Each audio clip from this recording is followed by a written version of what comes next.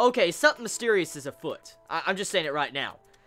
This week's episode of Akame ga Kill, we see all the civilians in the Empire rebelling. They're like, oh, we're gonna rebel. You see right at the beginning, they're just, rebelling against the Empire, okay? The Jaegers are having trouble, Wave was having trouble, and they're rebelling. Now, I want to back up to the last episode that was an anime original episode. Yes, this is an anime original episode also. But when you see last week's episode, there's something off about this episode. Last week's episode, when Tatsumi was about to get executed, you see everybody in the stands and stadium, they're all cheering for Tatsumi about to be executed. You clearly see that. Go look for yourself if you don't believe me. You see all the civilians cheering for Tatsumi, a member of Night Raid, about to get executed. Well, in this week's episode, we clearly see that everybody's starting to rebel against the Empire. Now, what happened? Why? Why are the civilians rebelling? Let me explain why it's very off. Last week's episode, we had fights going all over the place. Mon died at the end and all that. It's very tragic, okay? And pretty much, after that scene, the episode ends. Well, this episode begins off like the battle's already over. Like, we're just forgetting that the battles ever happened, because the ending conclusion of some of those battles were just completely cut out. And with this episode, for some form or reason, the civilians in the Empire are very pissed and they want to rebel now. Why? Why? Well, please, if someone could explain this. Because last week's episode, they're cheering for Tatsumi to die. This week's episode, they're like, we're rebelling! They don't give any real reason why they want to rebel, though. I mean, if they had the Wild Hunt arc in this, like, the Wild Hunt arc they decided to just completely cut out in Akame ga Kill, then I would understand why they would want to rebel. But since that arc has been completely cut out, nothing has really vastly changed compared to last week's episode in terms of how the citizens are being treated. So, what? What? You're telling me, even if this is an anime original, you're supposed to have logic. You're supposed to have logic when you, at the very least, make an anime original ending. Like, these two episodes, last episode and this episode, make no fucking sense. Like, it literally feels like an episode is missing in between these episodes. It feels like it is completely missing something. We go from fights to the stadium, to a character death, to this episode that feels like it's been days to even weeks after that entire fight last week, and you're telling me something has happened to where the civilians want to rebel against the Empire, when we have no fucking reason why they want to rebel against the Empire anyways. Besides the reasons that's already been given beforehand, in which they should have already been rebelling if they already had that hate already. They should have already been rebelling. So, it doesn't make sense. I just personally believe the reason why the civilians want to rebel is because of plot convenience to kill off the Emperor, or the Prime Minister. Plot convenience. So, moving past that, this episode.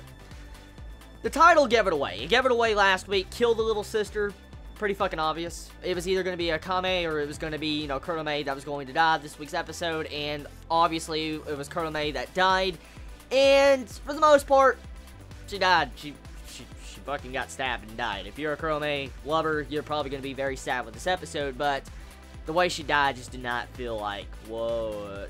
Like, okay, why did a danger beast just pop up out of fucking nowhere in this episode? Like, yes, it awoken from their fight, but why is there a fucking danger beast underneath that, like, chapel or church? Why was there a danger beast underneath that? Why did it activate as soon as they just started fighting? Like, what? Why did a danger beast just activate? Like I said, I'm not going to criticize this because this is just not following the manga. I'm not going to just do that. But I'm just saying now, make some sense if you're an anime original series. Make some fucking sense. That doesn't make a lick of sense. Why does a danger beast just miraculously pop up in the middle of this fight? Why is it in the middle of the town, in the fucking ground, underneath the chapel? I don't understand that. I really don't understand that. If anyone could clarify for me, please let me know. Pretty much, we get to see the sisters talking, bonding, their hardships, stuff like that. Pretty much talking how their different standpoints are, not Radiator, stuff like that. And pretty much, Kurome dies in their final confrontation, which, okay, I saw that coming because of the title. But the thing is that Wave just pops up out of nowhere, and so does Tatsumi. They're just there to watch this fight, and just like, what the fuck? It just felt very weird when I saw Wave just sitting there watching the fight between Akame and Kurome. It felt very off and weird when I saw these two just sitting there watching. I'm like, it felt very weird. I'm not gonna lie to you. The episode, it has some good animation. It does. It has some decent animation for the most part. And the music score is pretty kick-ass. I can't put that down for this episode. But when it comes in terms of making sense, even though this is an anime original, I still expect some logic and sense. It doesn't make any fucking sense from the last week's episode. It just does not. It's like there is an episode missing. It clearly feels like that. The overall conveniences of this episode of the Empire rebelling or the civilians rebelling, it feels very plot convenience-wise. And the aspects of the fights being rushed, I just don't know how to feel about that. I don't. And then how the characters just completely like, oh, mine's dead, okay, let's go on. That's pretty much how they act also in this episode, so, yeah. You'd think Tatsumi would have more emotions after the girl confessed to him in last week's episode and dies in his arms. You'd think he would have more emotions in this episode. But no, he doesn't. Also, the overall message of Kurome, the way she sent that message to Akame on the corpses, to tell her the message to settle the fight, yeah. I'm not even gonna go into it. It's not worth my time. It's not worth my effort. It's not worth my time. It's not worth your old time. I'm just gonna end it here. Just the episode doesn't make any lick of sense. Not because it doesn't follow the manga, just because it doesn't make any lick of sense if I connect it to last week's episode as an anime-only watcher. So, tell me your thoughts in the comments below. I love you all so much. You have a wonderful day or night wherever you live. Please be safe. Chibi out.